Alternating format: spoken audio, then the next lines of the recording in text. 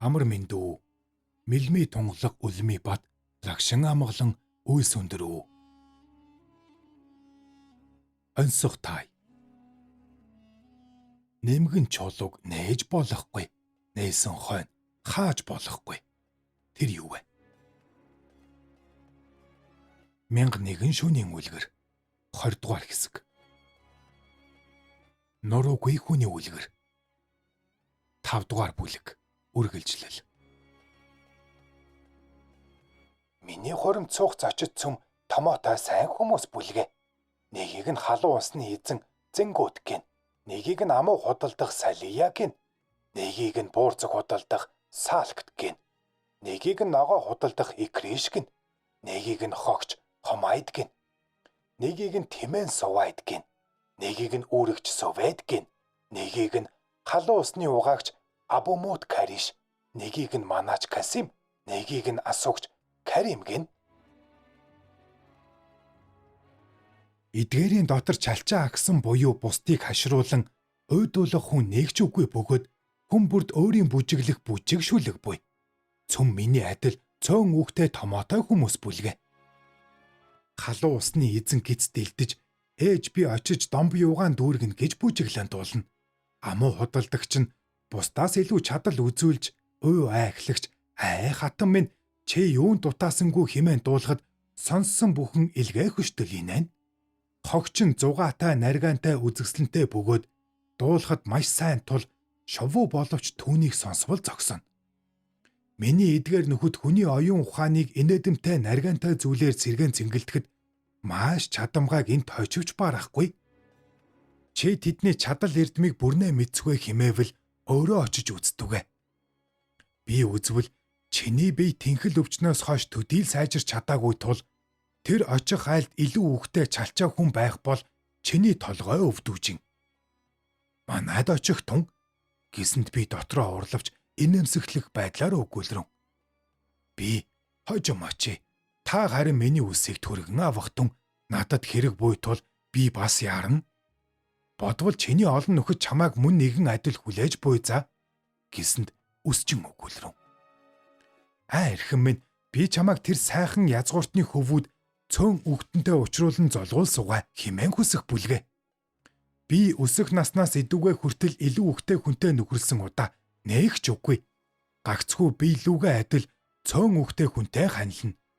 Хэрв чи миний нөхөдтэй нэгэнт золгол би өөрийн хуучин нөхдийг цөм нэг мөсөн твжих буй за гэсэнд би хожим нэг өдөр ирэхгүй чиний нөхөдтэй очиж танилцсамж хэмээвэл үсчин өгүүлрэн. Би чамааг энэ өдөр дагуулan аваачихыг хүснэ.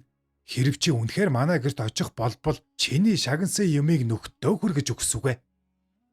Хэрв чи надад ирэхгүй урд болцсон нөхөдөө очисугаа гэвэл би чиний энэ хишгийг нөхөдөө хүргүүлээд би чамайг дагсугаа. Миний нөхөд чамайг хүлээлгүй идэж увал болно. Гэсэнд миний нөхөд идүүгээ намайг хүлээн буй тул ис очвол болохгүй. Чи нөхөдөө очиж нөхөдтэйгөө хоримлох тун гэсэнд өсчин өгүүллээ. Би ямар аимшиггүй чамайг гагцаар явуулна гэсэнд миний тэр очих газар надаас бус хүн очиж болохгүй гэвэл өсчин өгүүллээ. Чи лав нэгэн эмтэй болцсон буй за. Би ямар учраас чи намайг дагуулахгүй хэмээн би чамайг бусдын эмд эзгүүчлэн очиж хэрэг гаргуйзаа гэж эмээх тул чиний энэ хэрэг туслахаар дагалдан явахыг хүснэ. Манай энэ Багдад хотод ийм хэргийг ялангуяа ийм өдөр хийхэд их л хэцүү.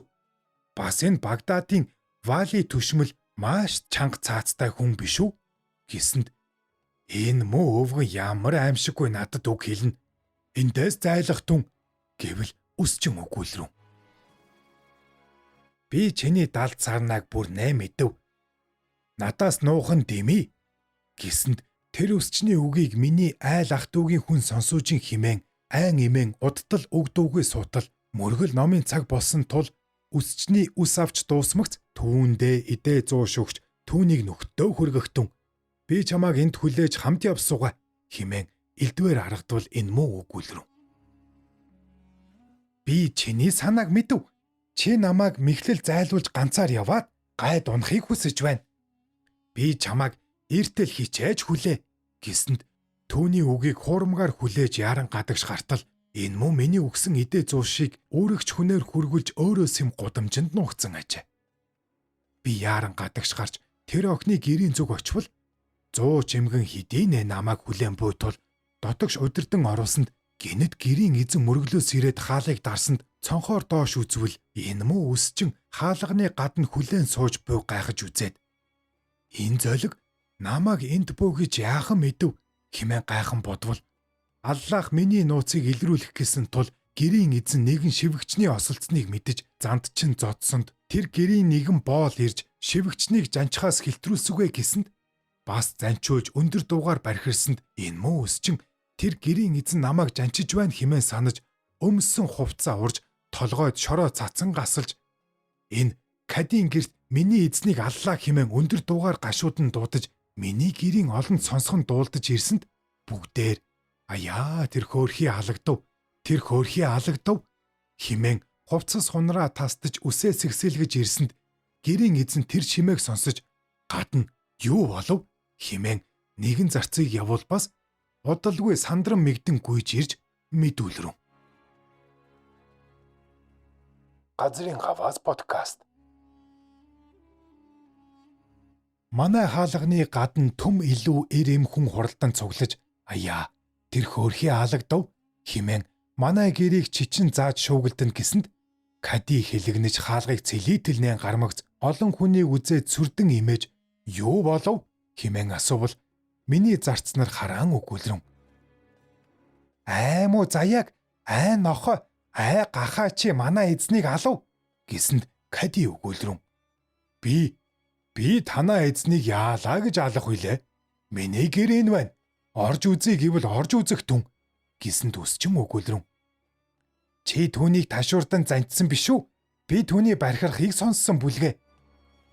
Кади өгүүлрэн. Түүнийг миний гэрт хаанаас хэрхэн оруулсан билээ? Би түүнийг яалаа гэж алах вүлээ. Гэвэл өсчин. Чи энэ хэргийг битээ нугтун би түүнийг тов тодорхой мэднэ. Чиний охин тэр хүн хоёр харилцсан амраг сэтгэлтэй болсонд чи түүнийг гэрт оров гэж мэдээд олон зарц нарт тушааж түүнийг занчуулсан биш үү?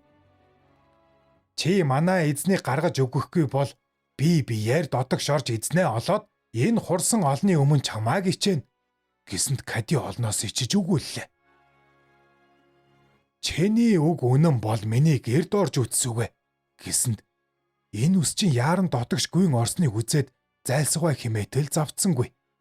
Сандан мэндэн нэгэн их авдран дотор орж амьсгалаа даран хэвдтэл өсчин ирж намайг ирэлхийлэн цааш нааш үздэл авдрын хажууд очиж нэг авдрыг толгой дээрээ өргөн гаргасанд энэ мүү надаас салахгүй аж химэн яаран авдрыг нээж үсрэн бухад хөлөө хуугалж хаалганд хүртэл маш олон хүн цугларсныг үзээд ганцуун дотор бэлтгэн авч явсан алтыг цацсанд олон хүн тэмцэлдэн түүх чөлөөнд сэмхэн гадагш гарч зүхтаасанд энэ мүү өсчин миний хойноос салалгүй дагалдан явж өгүүллээ.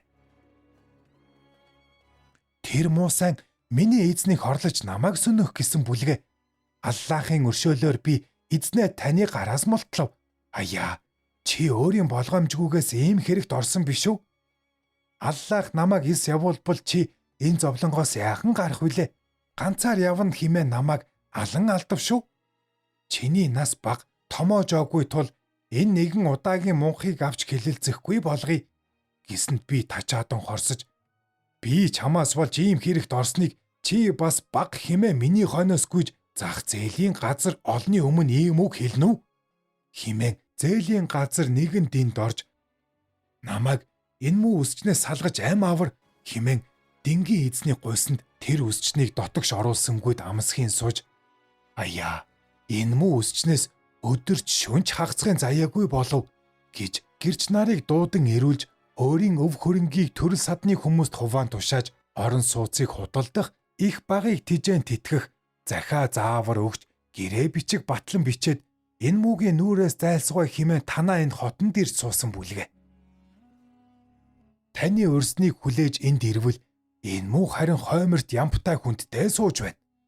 Энэ муугийн уршгаар миний хэрэг ийм болж хөлөө хугалсан атал би яахан үүний хамт энд сууна гэсэнд бид л их гайхаж тэр үстнээс энэ хүний үг үнэн үү гэж асуувал өсчөн өгүүлрэн.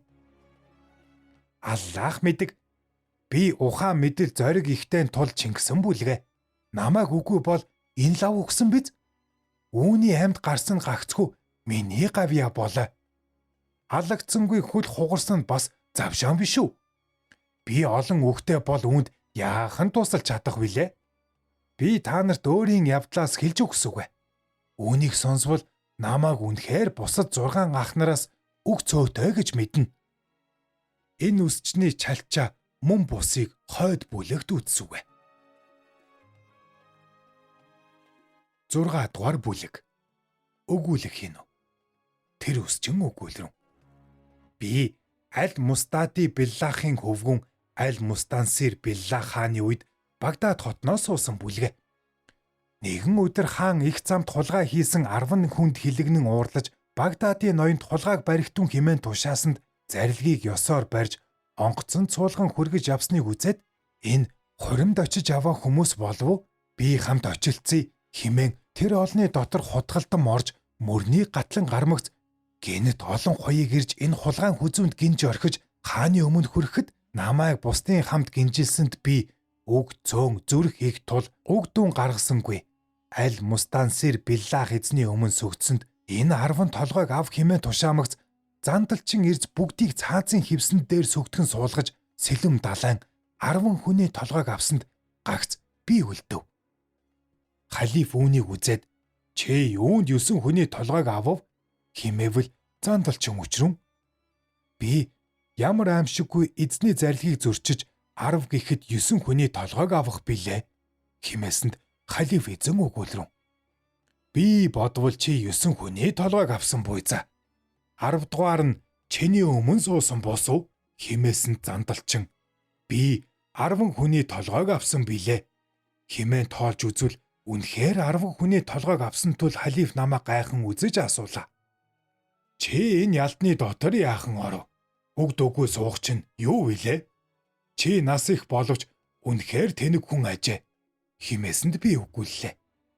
Аяа, үнэн шашинтны эзэн минь, би бол нэгэн цөөн үхтэй цэцэн ухаантай өвгөн бүлгээ. Үс авч амзуун энэ 10-ыг онгоцноо суусныг үзээд хурим найрт очих хүмүүс хэмээн тэдний дунд хутгалдан ортол гинэд олон хоёыг цэрэг ирж барьсанд би язгуураас их зүрхтэй хүн тул огт дуун гаргасангүй. Чиний өмнө ирж бусдын хамт сүгдсэн чи 10 хүний толгойг ав хэмээн тушаасан боловч би огт дуун гарсангүй. Үнэхээр их зүрхтэй босов гэсэнд халиф миний үгийг сонсож үнэхээр зүрх ихтэй цөөн үхтэй хүн аж гэж мэджээ. Чингэтэл миний ачаар өчнөө төвчнөө зовлонгоос гарсан энэ залуу хүн намайг чалчаа гин. Халиф эзэн миний үгийг сонсоод гэдрэг унатал инээж асууран. Цөөн үхтэй. Чиний бусад 6 ах нар мөн чамтай адил цөөн үхтэй. Ном эрдэмтэй юу? Хэмээн асуусанд тэр муусайныг яахан надтай адил шааж болно? Тэд бүгд зүрхгүй чалчаагаас болж нэг нь өрөөс нь нүдгүй лалар, нэг нь хоёр нүдгүй сохор, нэг нь салга хазгар, нэг нь хамар чихгүй, нэг нь уруулгүй, нэг нь нуруугүй ийм 6 бүлгээ. Нүд амгүй сохор доглон босно цөм учиртай тул би тэдгээрийн явдлыг нэг найр тайлбарлан хэлсүгэ. Намайг чалчаан хэмээн бүү санагтун гэв. Үсчний ямар сонин зүйл хэлхийг бас дараа бүлэгт үтсүгэ. 20 дугаар хэсэг төгсөв. Онцох тай. Нэмгэн чулууг нээж болохгүй, нээсэн хойно хааж болохгүй. Тэр юу вэ? Тэр бол хумс. YouTube дээр Газрын гаваас подкастыг үзэж бас сонслоо. 1001 шөнийн үлгэр таалагдсан бас сэтгэлээ үлдээгээрэй. Мөн сувгийг маань дэмжиж subscribe тавьчаад дарахтал хангалттай. Таны хийх энэ бяцхан үйлдэл намайг дэмжиж буй том тус юм шүү. Маргаашийн мандах наран мэд сэтгэл тань гийж амьдралыг тань бүх мөрөөдөл наран мэд тод биелэх болтугай.